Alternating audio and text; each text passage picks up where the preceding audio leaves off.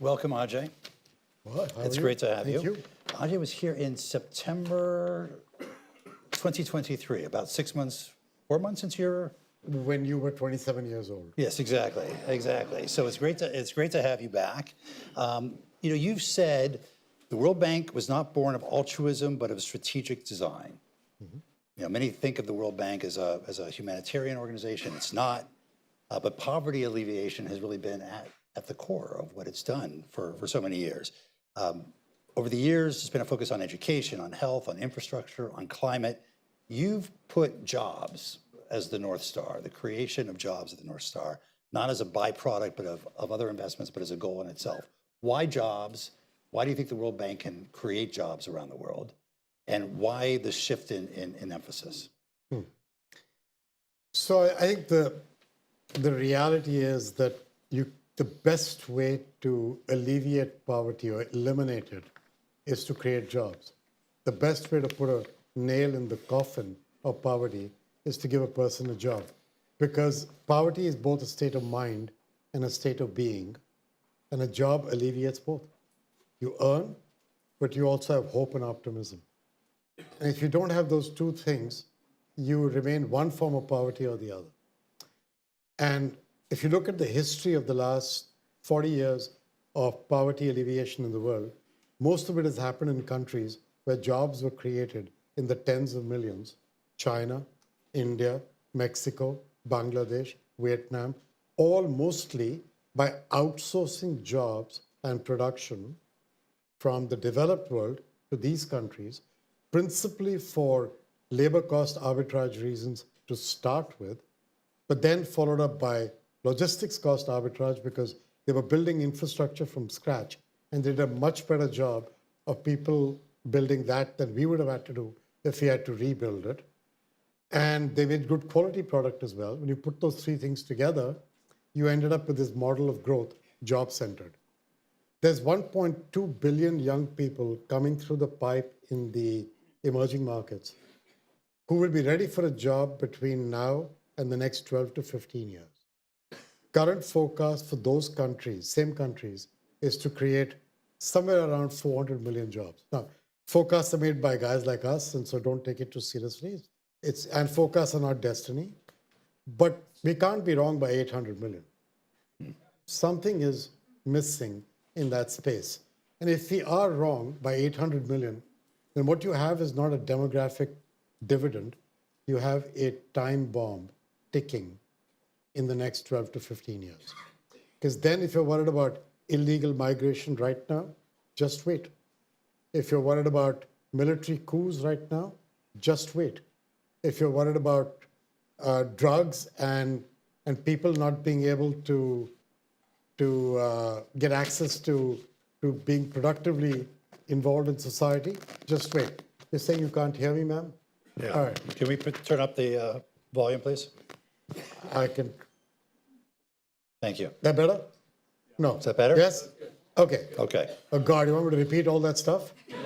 So let's welcome You know what Ajay. So, I mean, at the end of the day, the point is you got all these people looking for a job. You've got not enough jobs. You got challenges on that front. I think building a school and building a bridge and building a skilling center is lovely. But if it isn't all focused towards job creation, then it isn't going to do what it needs to do. And that's why the focus on poverty and jobs and connecting the dots, and that's what I'm up to. And ultimately, is that better? I can hear myself better now. What is the role of the private sector in that job creation? Is this all going to come from government jobs and I hope assistance? not. I hope not. That's how your tax dollar goes to die. But if you were to think about how jobs get created, you need an enabling infrastructure environment. Meaning, by infrastructure, I don't mean only hard infrastructure, I mean soft as well. So bridges, roads, airports, all that stuff. But then you need skilling, education, healthcare, that. If you get that right, and you get the right business-friendly regulatory environment, by business-friendly, again, I don't mean only business-friendly as in roll out the carpet each time, but labor law, land law, mobile collateral guarantee law, utilities that are properly funded, things of that nature. If you do those two things, you can then allow a private sector, small, medium, large, global, local, to flourish and create the virtual cycle you need to create jobs. So that's the role of the private sector. 90% of jobs in most countries are created in small and medium enterprises in the private sector. But the government has the role to play of creating the enabling infrastructure and the environment to enable that private sector to win. And that's what we're trying to do. The World Bank has in its units the ability through the parts that work with the public sector to help with the infrastructure, the part that is focused on knowledge in the knowledge bank to help with the regulatory environment and the business-friendly part of it, and the part of us that works with the private sector, IFC, MEGA, ICSID, to help with the private sector. The question is, can we connect the dots and do it properly, which is what I said the first time I met you, that I want to fix the plumbing of the World Bank. And the plumbing is, if you build a house on top of bad plumbing, you end up in trouble. And I'm trying to make sure that the place works as it should, so that this idea of a change then is something we can translate into action. Where are you in that journey towards fixing the plumbing? I'd say reasonably well along. Depends how you measure it, but in the G20 sort of expert group had 20-something things to be done. We've done 16 of them. I don't count that because I'm not sure all the 20 are the only things we had to do. So the way I look at it is, what are we trying to do differently? Become faster. We used to take 19 months on the average for a project to go from conversation to approval at the board. We're down to 12 now. This is what I'd said I would do by June. Some projects are getting approved in 30 days. A healthcare clinic in Kenya. Some projects are taking 3 years. A hydroelectric dam in Central Asia. That's appropriate because the risks are different, the challenges are different. And so I think you put it together, you get the 12 months, but you're getting it done the right way. The second is that we said we'd work better with the other multilateral development banks because we all need to work better, otherwise we're fragmenting our efforts. So to give you an example, we've got a digital platform we launched in which now every MDB that gets a project in a country puts it in there, and everyone can co-finance and co-bid together. And we've now got 174 projects going through it. 15 billion of financing has already happened in the past 6 months. We've signed a full mutual reliance framework with the Asian Development Bank. So if we're co-financing a project in Fiji, the government of Fiji doesn't have to go through 2 due diligences, 2 procurement systems, 2 project approvals. One gets done. I do it, they'll accept it, they do it, I'll accept it. That's kind of trying to find a way to make us work better together. Working with the private sector, and you started talking about the private sector, but there's a whole series of things we're doing across 5 dimensions, from regulatory certainty to insurance guarantees to foreign exchange and local currency, to us taking the first loss, to creating a originate to distribute platform that's run by Doug Peterson, actually, and out of S&P. CFR member. Yes, is that so?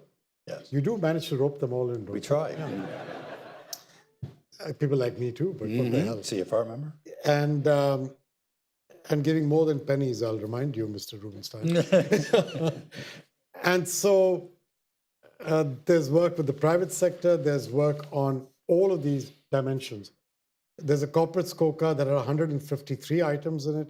We're down to 22. So you can actually be counted for what you're supposed to be, standing up for. It's just a whole series of things, Mike, on that front that are happening. 40 countries, combined country management across the bank, the rest underway, trying to get ourselves to be capable of being called good plumbers. Good plumbers. Excellent.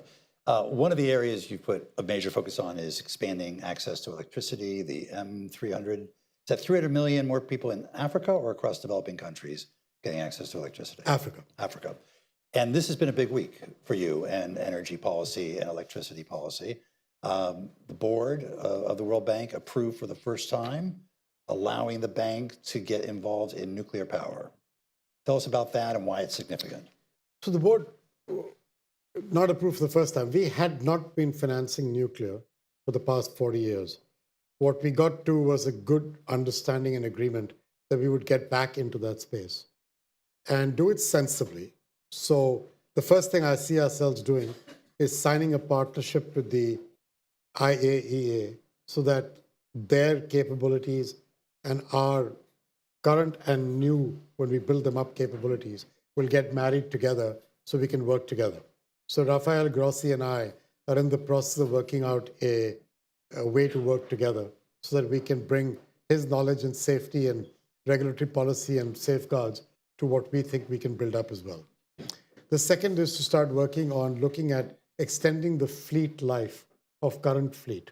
So there are about 18, 20 countries around the world that do have current nuclear power, and a number of them would be in the emerging markets as well, which is where our ambit is. We won't be doing work in France or the US, but Brazil and Romania and India and anybody else who could need it.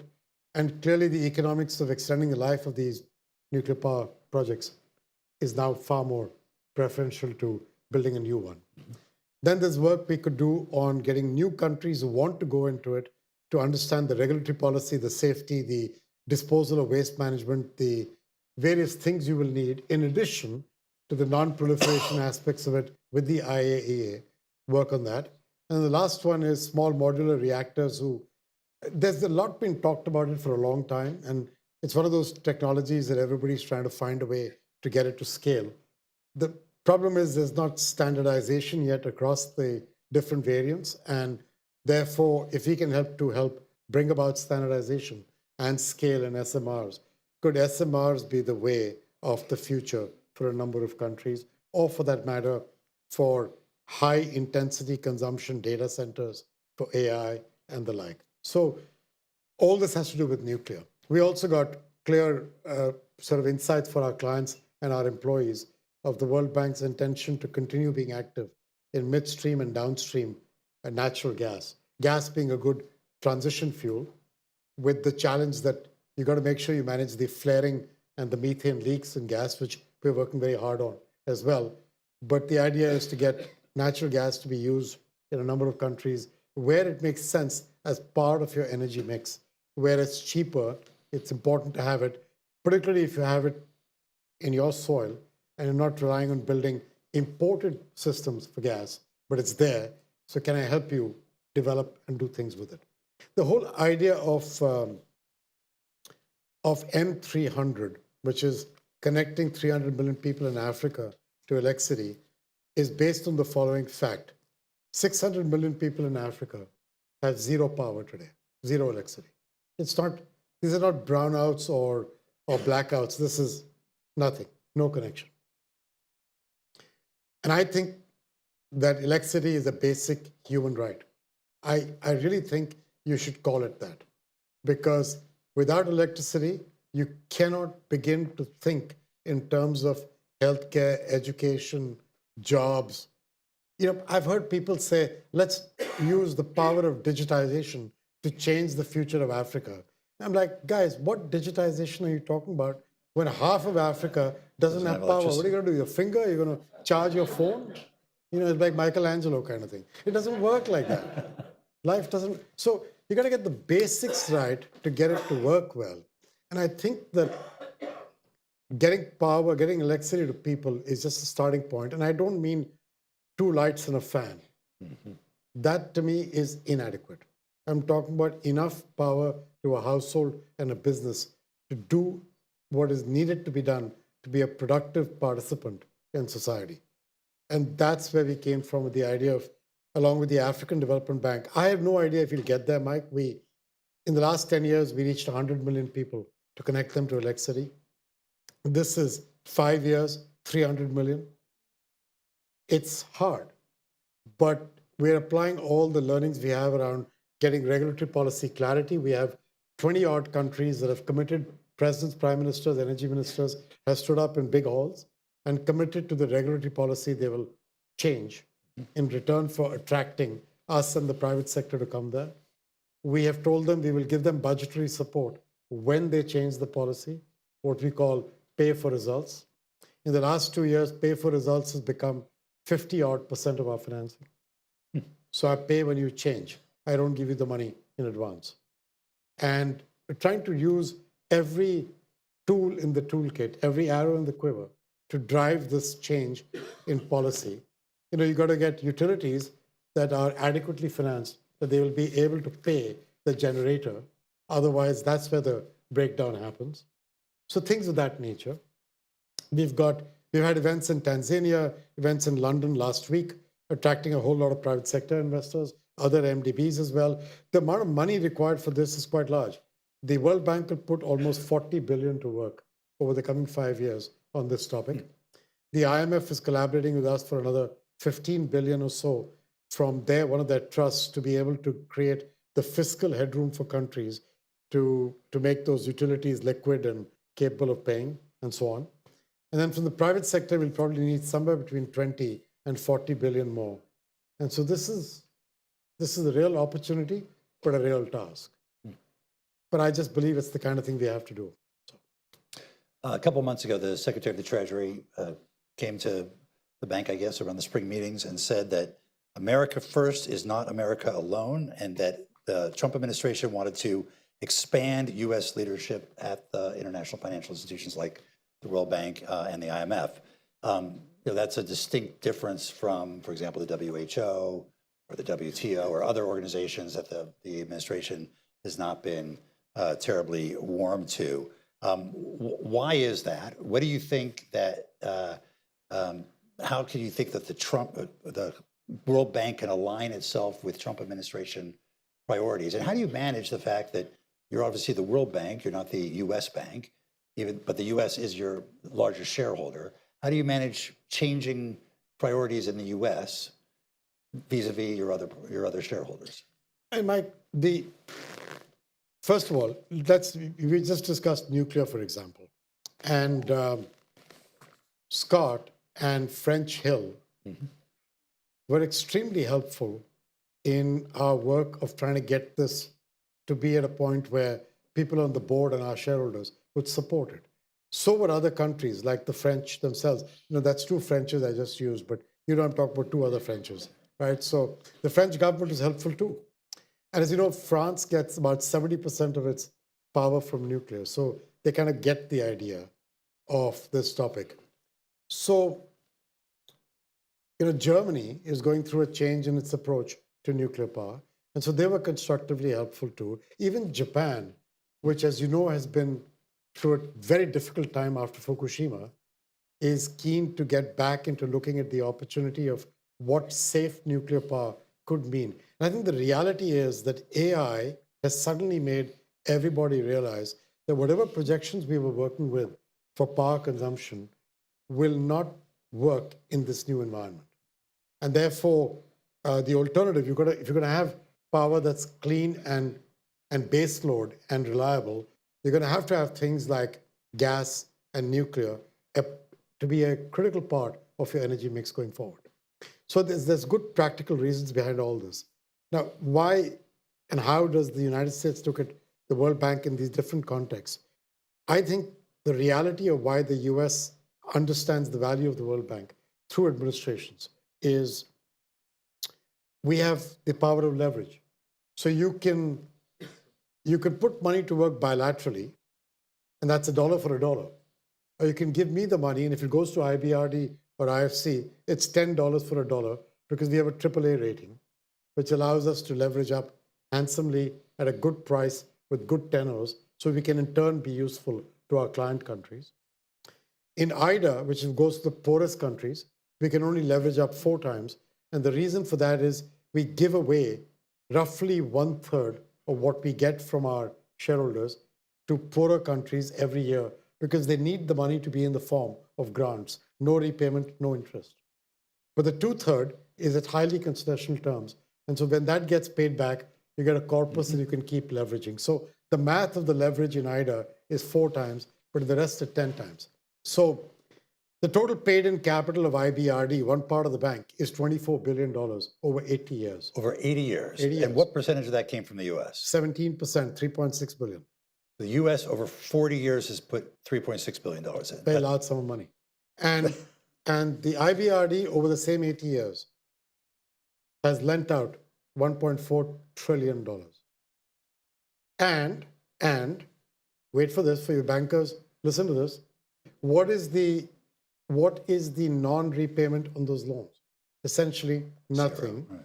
$2 billion are currently in delayed accruals, $1 billion from Belarus, which, as you've noticed, is friendly with a country that is currently at war with another country and consequently is not keen to pay us guys back. And the other $1 billion is with Zimbabwe, and that's another case altogether. But on 1.5 trillion, if you have a $2 billion non-accrual, that's a nice place to be. And I think that's because of the fact that not only do we have, on the one hand, our leverage, on the other hand, we enjoy effectively preferred creditor treatment. Because if you don't pay me back, nobody will give you money. Right.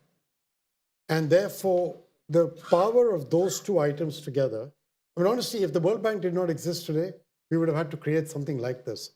And it would be really hard. So using what you've got and making it work better, work efficiently, work with the private sector, because there isn't enough money in government coffers or philanthropies to do what we're trying to do. You have to get the private sector to be a consistent player in the game. And that's where the jobs are anyway. So getting a focus on the private sector and jobs, making the place work better, more efficiently, a better partner, and at the same time, doing so exploiting the leverage and the preferred creditor treatment of the system, and then realizing that we have the ingredients of working with sovereigns, but also driving regulatory policy change and combining it with our ability to help the private sector catalyze financing. I mean, that's a pretty good model. Formula. I mean, it sounds like it should be very attractive to President Trump because it's mostly using other people's money and then it's using a lot of leverage. He's familiar with this. Yeah, no comment. All right. Early on in your first year or so as president, the question constantly came up: are you going to go for a capital increase? Are you going to go to Congress for a capital increase? And I remember you saying, we don't need a bigger bank right now. We need a better bank. We need to demonstrate we can do more with what we have. First of all, do you feel you've demonstrated that? And two, in an atmosphere where USAID has been eliminated, what do you think the appetite is in Congress for a capital increase? I think we're in progress. Back to the earlier part about fixing the plumbing. I think we're making progress on making the bank a better bank. Mike, you've worked with me for years. I will never be content with this. So if I think I'm at 5 out of 10 now, and if I get to 7, I'll raise the bar and go back to 4. Because that's the only way for this institution to truly be a partner of the private sector. To me, 12 months from conversation to approval is still too long. 19 was awful. 12 is still too long. The 30 days for a healthcare clinic makes sense. But there's other projects in there. I don't mean the hydroelectric dam. There's other stuff that should also be in 45 days and 2 months rather than 6 months and 9 months. Raising the bar to what you take for natural in your private sector lives is what we've got to do if you're going to be seen as the best place to put government money to work for that leverage. I think you don't earn it otherwise. There's no entitlement to that money. And so I'm very focused on continuing that journey of improving the bank's productivity and capability. Do we need more money? IDA needs money every 3 years because of that model of giving away 1/3 of the money. We just finished an IDA round, IDA 21, which ended last year, into which is $24 billion of total financing, which with the leverage gives us about $100 billion to work with over the coming 3 years, which is a record amount of money. When the United States administration recently announced $163 billion of cuts in their budgets, they did allow $3.2 billion for IDA. They continue to support it. Yeah. It's a lower amount than what was committed by the Biden administration, but only by some little bit. And I think we can find our way to getting back to the $100 billion. So I'm actually quite constructively delighted that that came through. But I don't take it for granted. because 3 years from now, I got to do it again. And just so you understand how tough this IDA round was, your questions are all about the US. But let me step back a little. In the past 9 months during the IDA replenishment, let's discuss my largest shareholders. Japan's second largest shareholder, a government fell, a new one came in, declared elections, came back in the minority in the middle of this. The Korean government, which was hosting our IDA replenishment event, declared martial law on the morning of the event. Just so you can feel the joy Feel your pain. of that day. Yes, yes. And then the German government fell and had a re-election, just came through it. The Canadian government fell, which you're aware of. The British government changed. The Dutch government fell twice, including recently. The Austrian government changed. Yeah? Should I keep going? In fact, the only government that didn't change among my shareholders was the Chinese, and that's another topic altogether. So if you see it from my eyes, I had to go through a IDA replenishment and get to a record. But the only question people ask me is about the US. And I will tell you, you're focusing on only one aspect of it. For people like us, back to your point about 17% shareholding, I have to work with the other 83 too. Yeah. And that's my job. And if I didn't like it, I shouldn't have taken it. And that's how I think about it. There are a lot of developing countries that are having an unsustainable debt profile at the moment. And I would argue we're getting there too. So well, we'll leave that to another bank. We'll leave that to another bank. But with the cutback of aid and increased needs, fiscal needs on their part, how do you see the debt issue being worked out over the next few years? And particularly, since you mentioned China, China's become a major creditor, not always in the same format as other creditors for restructuring. What role do you see China playing in helping to solve some of the unsustainable debt issues? So, Mike, first of all, big picture, funnily enough, given that the US dollar has weakened over the last few months, and I don't know where interest rates will go yet, but if you put those two things together, in an odd way, unintended way, a lot of the countries who were having real debt distress was because they borrowed money when interest rates were very low, and they borrowed it in dollars and euros. So they got a double whammy over the last 5-7 years. This is actually turning towards being helpful in a really odd, unintended way. And I think just keep that somewhere at the back of your mind as you think this through. The G20 has a common framework for working out some of this debt. It goes past the old Paris Club because, as you just pointed out, the creditors have changed. You mentioned China, but there's a bunch of bilateral creditors in there who were not there in the prior debt crises. In addition, commercial financing cross-border is up a great deal.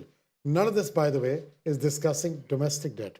They're still only discussing international debt. And so the mix of creditors into these countries has completely changed. And so what the IMF and us run together is something called the Global Sovereign Debt Roundtable, which has the Paris Club, bilaterals, and commercial players all in the room at the same time.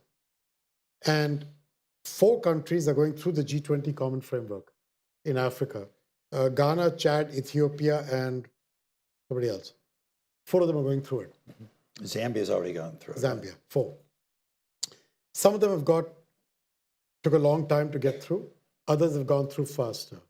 The recent ones are quicker because we've learned a few lessons along the way. You settle a level of agreement of how many cents to the dollar with the official creditors, then you go back to the private sector and they don't agree. They strike a different deal, at which point these guys don't agree. So you've got to kind of do it simultaneously. The second thing was you needed transparency of what the actual debt was. A number of the deals that were signed by bilaterals, including China, had confidentiality clauses in there, which prevented the countries from declaring what exactly were the terms of their loans. And therefore, you couldn't figure out what dollar haircut you had to take. And so all that's become much clearer. We've set up a much more transparent playing field on some of the debt data. I'm actually encouraging the G20 to now do this for all the G20 countries, not just the G7, which is what was done till now, so we can get even better data going forward. I suspect you'll see this cycle come through the same way other countries, when they see this can work faster, will line up and come through the pipe. But this is tough, and that's why I think you've got to worry not only about those who are currently in distress, but think in terms of those who have liquidity issues as well. And because a lot of them have got refinancing of debt coming up. And to me, that will become a solvency issue if we don't solve the liquidity issue. And so for that, we're working on 2 or 3 pillars of work. One is to increase net positive financing to all the international financial institutions into them. 2 is to work hard on domestic resource mobilization with those countries. So they also have to do some work on it. And the third part of it is what else can we do to help them with this transparency, and that's what's going on. Before we open it up to the audience, I'll just give you a lightning round of questions. Yeah. What are you most proud of accomplishing in your 2 years there? What's your highest priority unfinished business? And knowing how much you love KPIs and metrics, how do you measure what success looks like 5, 10 years from now? Well, I don't plan to be around 10 years from now, so that's an easy one. The first one, I think what I'm most proud of is the alignment that I now see among lots of people in the bank about the idea of fix the plumbing, we've got bigger work to do, let's align around jobs, that's what we got to do. You can see that filtering through. I have no doubt that there's still people at the bank, Mike, who wish I would die tomorrow morning. I have no doubt. I have no doubt there are plenty of people, however, who understand the idea. And there are those who are still not sure and waiting to see which way this goes. That's normal in change. When you've got an 80-year history, you will get these 3 sorts of people. That doesn't worry me. I'm beginning to see the momentum behind alignment. And to me, that's what I went there to do. I think that'd be good. That connects to that idea of the scorecard as well. That's why I felt that I'm at 5 out of 10 on getting to where I need to. KPIs, when I'm done, I don't know. I've got a 5-year term. I got 3 years to go. So let's talk about 5 years rather than 10.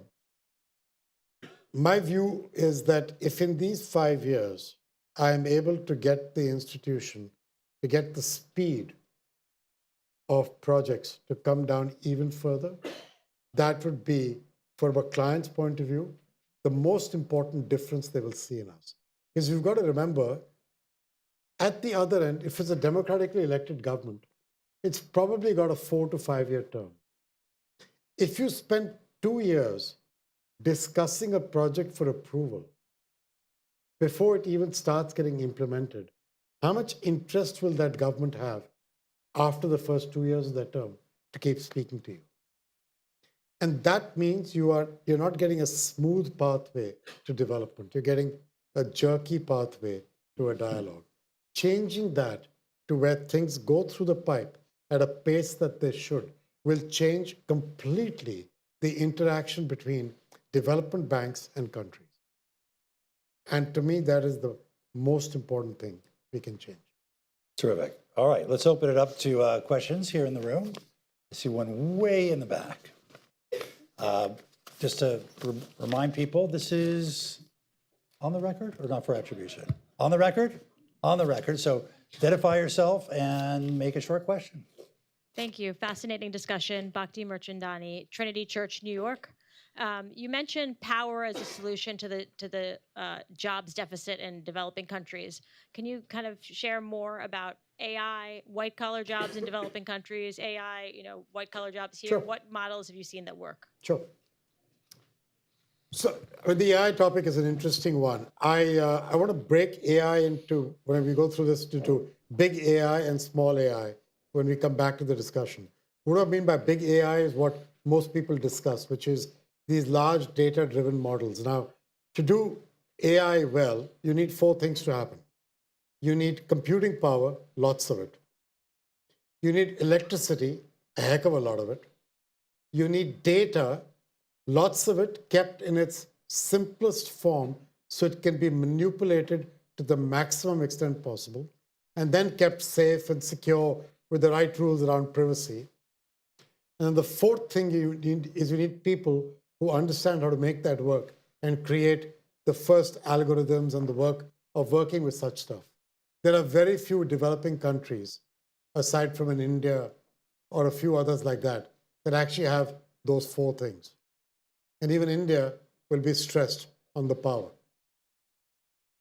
Which really means that for AI to work in the developing world, there's a very big gap between what they're being told that AI will be like, the cell phone. You will go from rotary dial to cell phone capability and skip through everything. I don't think this is the same thing. And if you believe that the way is then for large Western or Chinese or Indian companies to go operate the AI for you in your country, think through the implications of how countries will think about the national security aspect of their citizens' data being used elsewhere. And you will very quickly realize that the balkanization that will come into these models is more than people are willing to discuss right now. So I'm actually quite concerned that big AI will in the beginning create a bigger disparity between the developed world and the developing world than we currently understand. The other side of that is, I think the job impact is a more serious topic for the developed world in the early years than it is for the developing world. Small AI, on the other hand, local models delivered on locally derived data, delivered on a dumb phone. So let me translate that. Think of a farmer attached to a farmer producer organization, a cooperative in Uttar Pradesh in India. And if I could use my phone to look at my crop and say, that disease, I don't know what it is, but this spray for my cooperative, which costs 500 rupees, will help me kill it. That's small AI at work. That's amazingly productive. And so I think if you segregate big and small AI, there are two different roles in the developed and developing world. But you need to think about it that way rather than the impact of jobs in the developing world of big AI in the initial years. Down 5 or 10 years, it's a whole other topic, but I don't think that's the case today. The second thing is that when we're talking about jobs in the developing world, I should have said that when Mike asked me that question. We're talking about focusing in areas that are locally relevant and don't rely on outsourcing jobs from the developed world. So let me give you what those sectors are. This came up through a jobs council that we've set up with President Tharman of Singapore and former President Michelle Bachelet of Chile and a number of CEOs and civil society people. And here are the 5 sectors. The first is infrastructure. It's construction, but then it's enablement in what it does. Second is agriculture as a business, particularly trying to make small farmers productive so they don't get incented to sell their land and finally end up as urban poor. And that's the example of that small AI app and many such things. Third is primary healthcare, not just because you get a healthier population, but if you do it well, you'll employ nurses and medical diagnostic technicians and midwives and the like. And there are examples like this in Indonesia where we're working with the Indonesian government. Their president is about to announce that on a citizen's birthday, every one of the citizens will get access to a free annual health checkup at a distributed system of healthcare clinics that we've been working on them for a few years on. And a fourth such item is obviously tourism. We're not tourism experts, but we can help with the skilling institutes that go into providing the right kind of skills for that tourism. And the last one is value-added manufacturing for domestic consumption and regional trade and the like, including minerals and metals that the developing world is blessed with that we all need. So in these 5, the reliance on AI and the reliance on outsourcing is relatively low compared to other categories. And so there is a way to think about this in a more constructive way than just what AI would do to it. Yes, right here, third row. Microphone is making its way to you.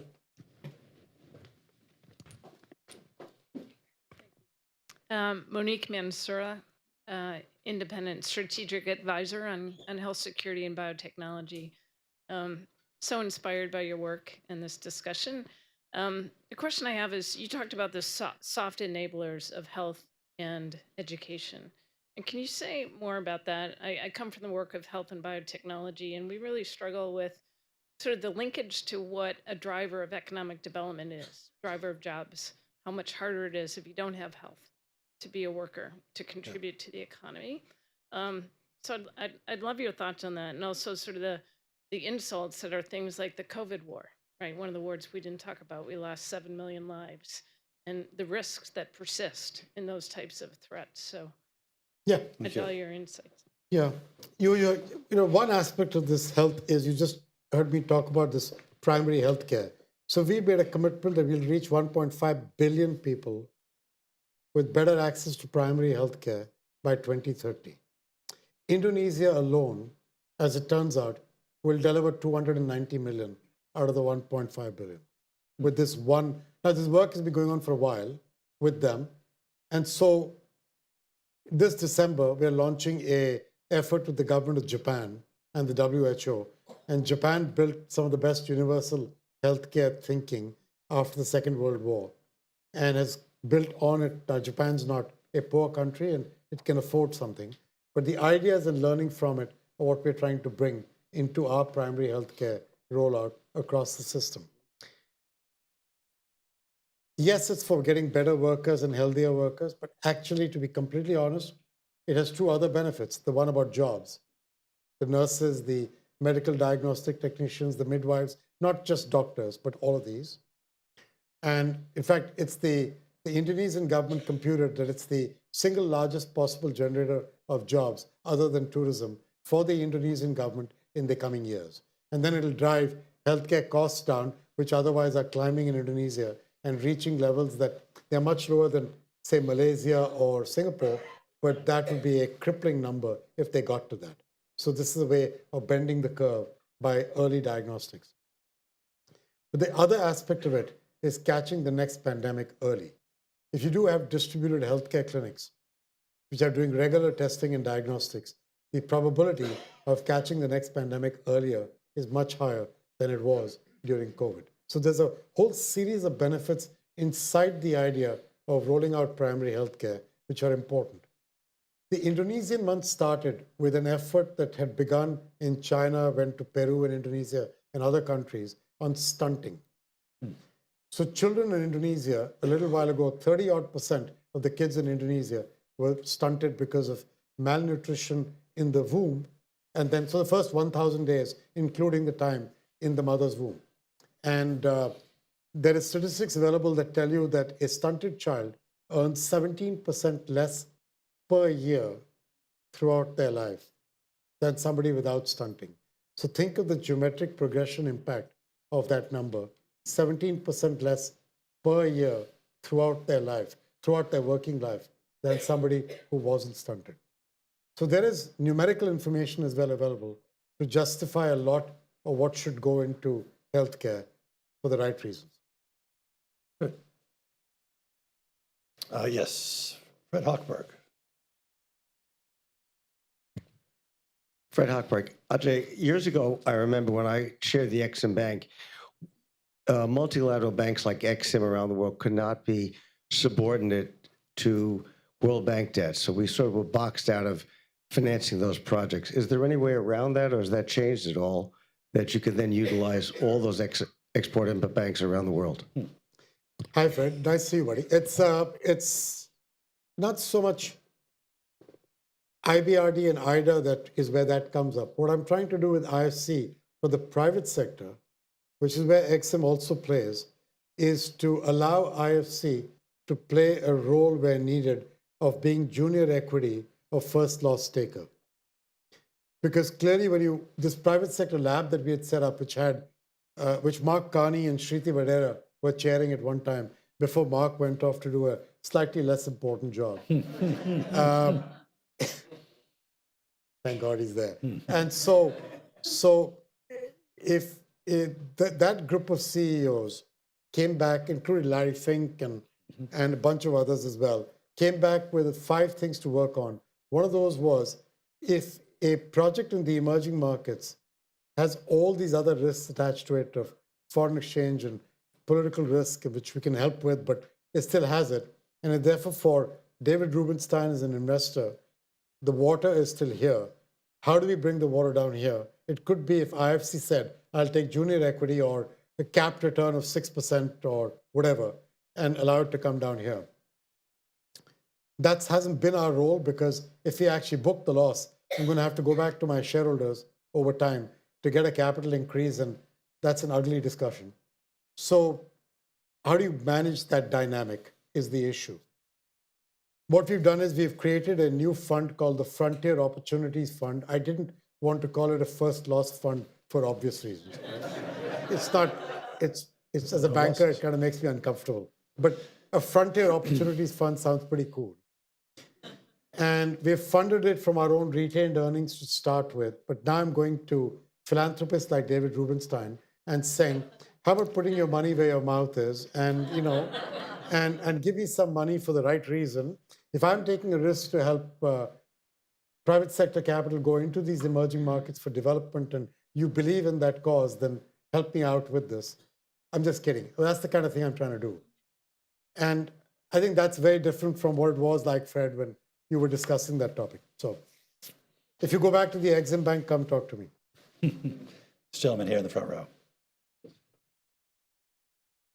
Glenn Kramer, World Affairs Councils of America.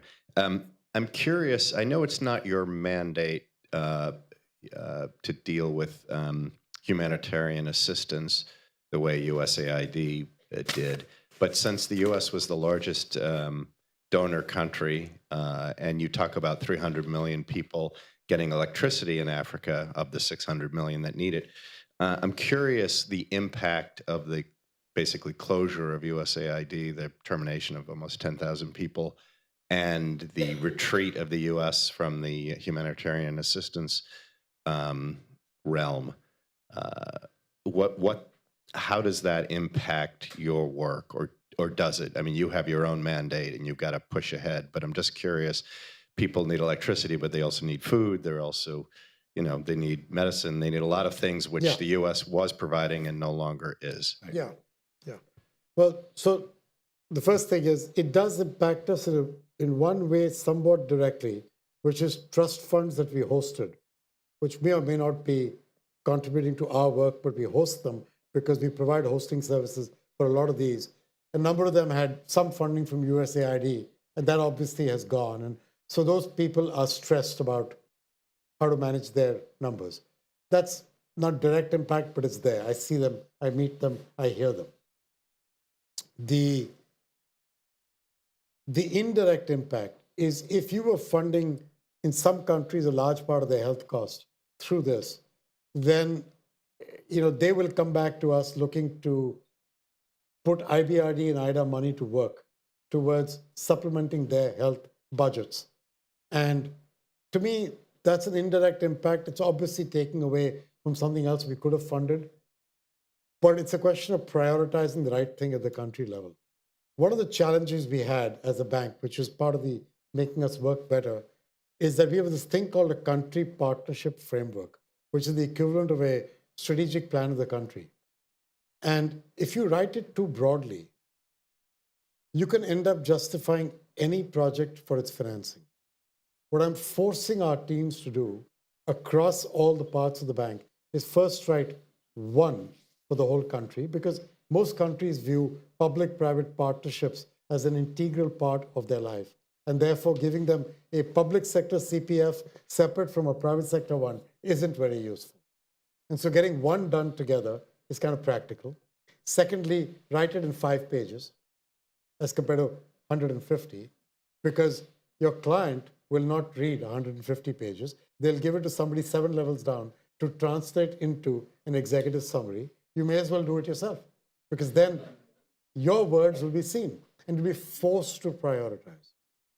Prioritizing forces your client and the government to also indulge in that degree of thinking through what will make the most difference to my country in the coming 3-5 years. And so, in a funny way, this is helping us get CPFs to get prioritized because the sense of urgency has gone up. This is a complicated time in the entire aid firmament. It's not an easy time, but we're not directly, as you said, in the humanitarian business. So I'm using it to make my work better and more efficient and more useful to our country. but it's a bad time in that sense. Yes, woman, right up midway? Yes, behind, further, sorry. We'll try and get to you if we can. Hi, I'm Margaret Williams, a fellow at the Belfer Center at the Harvard Kennedy School. I was wondering if you could speak about the bank's role in climate change, particularly in the context of massive growth of AI, considering that the US leadership on climate change is just dropping to zero, and we apparently don't have climate change, and we're cutting science for climate change. But just maybe the bank's role in leadership on climate matters, considering your other priorities. Thank you. So, this is an interesting discussion. Our clients are demanding help on certain things, and this is coming from them.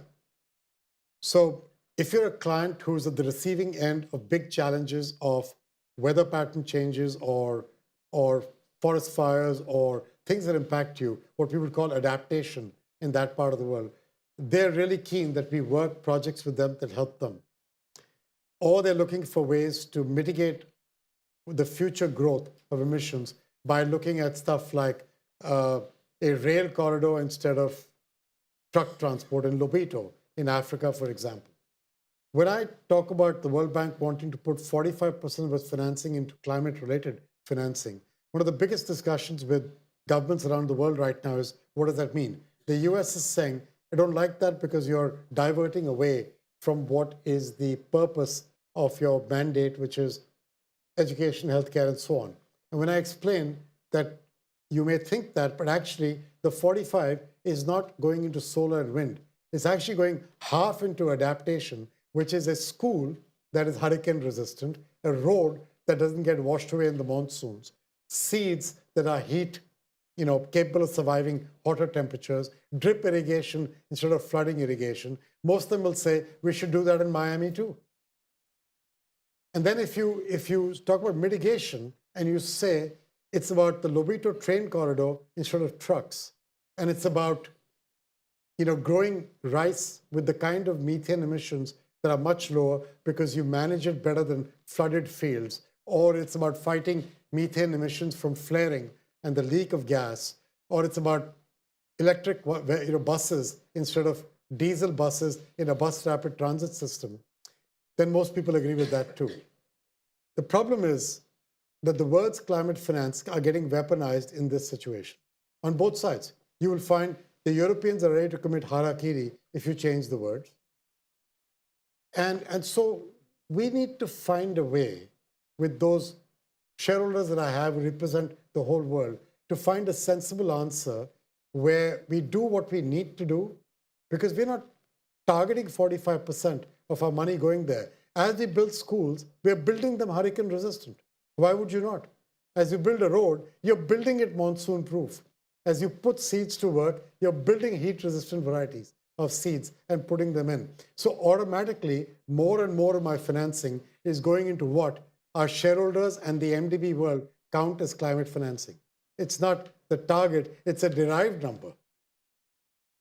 And so I still think our role is to do things in a smart development way and to meet what our clients need. And our clients are asking for this too.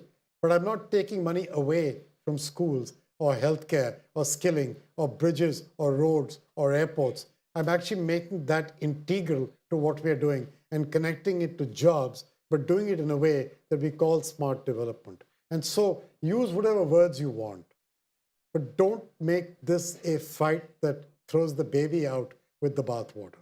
That's what I'm trying to explain everywhere that I go in public. And that's all I can do. Third row there. Here comes a. Thank you so much. I'm Karen Merrick. I'm a tech entrepreneur and recently served for 3.5 years as the Secretary of Commerce and Trade in the Commonwealth of Virginia. And so Virginia, my perspective is Virginia is the data center capital of the world. And all of the global hyperscalers who are building out across the world, employing folks, and they're a magnet for economic development wherever they go in the world. But these hyperscalers are also becoming nuclear companies. They want to generate their own power, and they are also placing bets on as you mentioned, the World Bank is looking at who is standardizing. And so there are countries, France, Canada, the UK, and the United States, that are all building out technologies. How does the World Bank, I'm just interested in your perspective, how do you think about who to place your bets on in this frontier where nuclear is going to be critical? It's clean, it's affordable, it's abundant, and it's innovative. And how do you think about that? Thank you. I don't know the answer to that yet because this approval happened day before yesterday. And after 40 years What of have you not been doing it- since? I mean, Yeah, exactly. And after 40 years of not doing it, if you were a highly qualified nuclear scientist, you wouldn't want to keep working at the World Bank for the last 40 years because we weren't doing anything. So we've got people who understand nuclear science because they're still working with us in different aspects of our work. But the first thing I have to do is rebuild a pool of talent and do so with the IAEA. That's why I'm so keen for Raphael and I to have this partnership, because I think together we can make 1 + 1 = 3. I do believe, however, that my job is not to place early bets like a venture capitalist on new technology. My job is to come in, help to standardize and build quality standards in the system. And then when somebody is coming through as a racehorse to win, put enough money on it to get it to scale. And maybe the scale will bring the costs down, and that would be a good place to be. That's kind of how I think our future could go. We're not there yet as an institution. It's very early. So ask me this next year, and we'll see. I think that's a commitment for him to come back next year. This gentleman's been very patient here, second row. Here comes a microphone. And if you could all speak up, make sure people can hear. Hi, John Tyson. I'm an executive and investor in the food sector here in the U.S. My question is about global poverty alleviation you were talking about earlier in agriculture. In the World Bank's toolkit and set of priorities, where does agricultural productivity and supporting agricultural livelihoods fit in the total puzzle? Huge. It was the number question. 2 in the list of the 5 job generation systems I talked about. We've committed, like we did the 1.5 billion people for healthcare. You'll see a method in the madness of our commitments now. We had committed $9 billion a year, which is double what we're doing today in this agriculture as a business, oriented towards small farmers. So not oriented towards mechanized farming and large agriculture, which we're not needed for. There's enough commercial money there. This is that if you fly into the emerging markets, a number of people here are originated from there. You will see that the single biggest crisis in the farming communities is that the children of small farmers don't want to be farmers. And they tend to sell off the land, and at that time they think they're rich. And they buy a Toyota and a TV and smoke and drink. And then 4 years later, they're in a shanty town on the outskirts of an urban city looking for gig driving jobs. That is a tragedy, and it's going to get worse. It's true of where I grew up in India. It's true of my home state of Punjab, where this is a real crisis, but it's true of other places too. So fixing this is quite important. It ranks up there in terms of keeping people wanting to pursue their parents' profession as a respectable, with productivity, with a decent life profession. To do that, you've got to start thinking in terms of building out how do these farmers get access to better markets for their produce, better pricing for fertilizer, better tools for figuring out which pest is on their plants, better, and so on and so forth. So we've built an open architecture platform with Google where you can feed in the farmer producer organization, cooperatives in the old days, on the one hand, and then feed in a buyer, a fertilizer, a seed producer, a crop insurance provider at the other end. If you create the marketplace and every click creates a certain amount of sense going to the people and creates a business model, that's what we're working. And I just came out of Uttar Pradesh recently, and that's why I mentioned that earlier. I went and visited 6 such FPOs that we saw working there. And that's the kind of model I want to lift along with the Google platform and take it to a bunch of places. Great. Last question here. Thank you. Thank you so much, Ajay. My name is Joyce Sean Gray. I'm with Visa. But more importantly, I was Oh, God. Visa. I know. I'm sorry. We'll take another question from back. I was going to say, but more Although importantly, I can see others who are ex-visa sitting right here. I was classmates with Aditi in both college and business school, Oh, so you I'm passed. friendly. That's my daughter. You're good. I'd love to learn more about your thoughts on promoting local business creators, those who are job creators, entrepreneurs, Yeah. and also in this age of the freedom of movement of knowledge and labor, but the restrictions because of immigration. Yeah. If there's less brain circulation of those who might study abroad and come back to their communities to build jobs, what do you think the implications will be, and how can we So I mean, fix the thing is that talent is everywhere, but opportunities are not, right? So the trick is to allow, of course, by jobs, I don't mean only companies, I mean entrepreneurs as well. So to give you an example, having studied this issue for a long time, the reason that women don't open, Silicon Valley's funding for female-owned businesses is a tiny percentage of the total money going in, even today.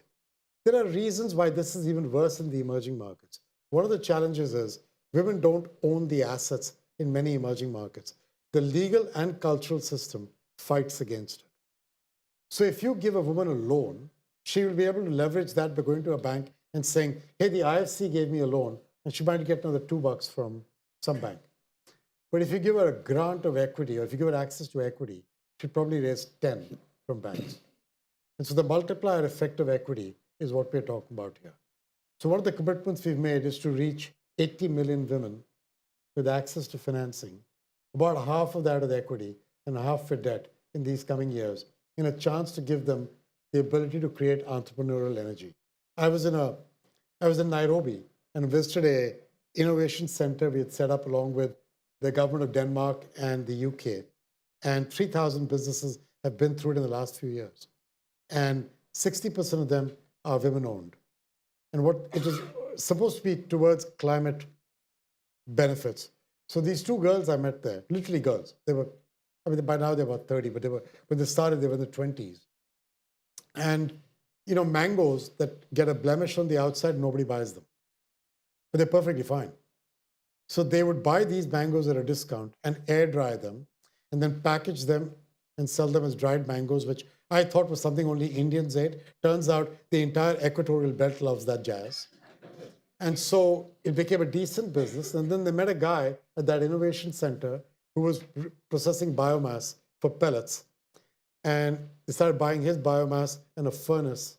And then they found somebody else who was selling a second-hand Tetra Pak machine in that center.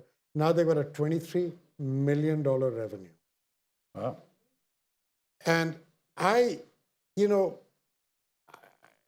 think the biggest thing this bank can do after bringing down the time taken for projects is to learn how to steal shamelessly and duplicate as many times as you can.